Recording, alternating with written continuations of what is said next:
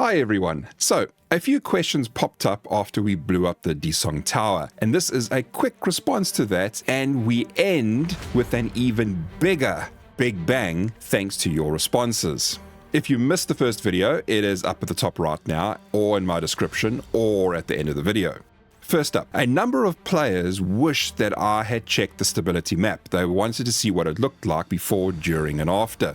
Well, I actually did do one just before the start and during the crumbling of the building, but I left it out as the video was getting a bit on the long side. So due to time, I cut it out. So here it is. This is what it looked like at the start. You can see the building was pretty stable, green all over the place, nothing much to worry about. Then we blew up the building, and halfway through, I did it again. And this I don't really understand. Why is there now no stability colors? I guess it has something to do with the fact that the blocks are eventually going to fall or cave in, I'm not sure. You will notice that the only ones that do have stability colors are the windows or the shutters or blinds that are by the windows. I'm assuming that because the entire building is falling down, the stability has already been calculated for that, and so therefore there are no stability colors. It doesn't explain why some furniture is still up in the air, and it also doesn't explain why we still have red for these blinds or shutters that are by the windows. Are these window blinds still connected to the ground by some weird and strange way? So anyone in the comments, please fire away. The King of Hell said that he thinks blowing up the tower building would be a great way to increase the frames per second.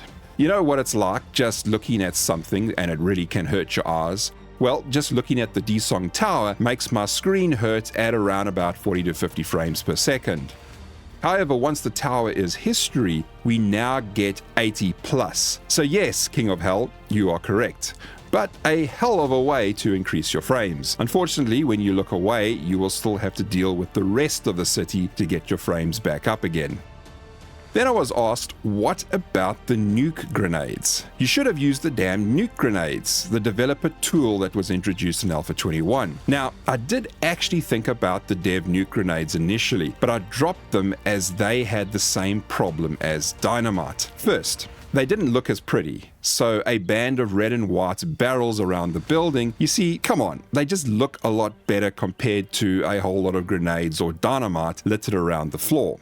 So that was the first problem with it. Second, when you drop a grenade on the ground, after a short while, they vanish. If you take a look as I drop these grenades on the ground, you will notice that after a minute or so, you will see that the ones on the edge of the screen, they are already starting to disappear. I also didn't want to just throw them around on the building, so I knew that I could blow this building up bit by bit, breaking the building down. But I wanted an impact. Also, the barrels were what was being used since Alpha 17, so I wanted to stick with that very similar formula. After enough people made a few comments, I did start to think about it. What happens if we just were fast enough to be able to drop enough grenades around the building?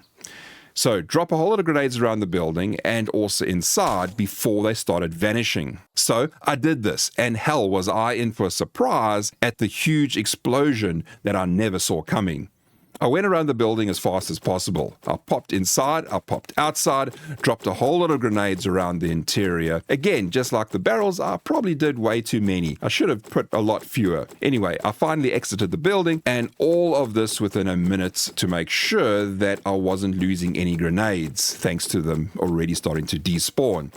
Now we counted to 3, and we lobused the holy hand grenade of Antioch.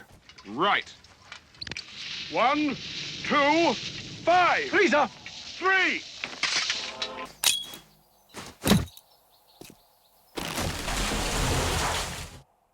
This was way, and I mean way worse than the nearly 4,000 barrels that was in the previous explosion. It took nearly 3 times longer for my PC to start recovering, and at one point I thought it had actually crashed as it froze without audio for nearly 20 seconds. By the time it got to, say, around about 20 or so frames per second, about a minute had passed. Now, I could see why though, as the amount of destruction was simply ginormous compared to the first explosion. It was considerably worse than the barrels. It left a massive crater, and this is likely why it killed my PC, as there is a huge number of blocks and terrain that has been displaced. The crater is so awesome and is halfway to bedrock. So I was incorrect as to how well the holy hand grenade of Antioch actually works. Now, you at least also know what to call those damn dev grenades. Besides some vanilla 7 Days to Die updates and news videos that I may publish, we will soon be back to the Overhaul mods and general mods in the near future. There's so much awesome content that is coming out for 7 Days to Die mods, and the new mods are looking really amazing as well for Alpha 21. Thanks for watching everyone, and I will definitely see you in the next one.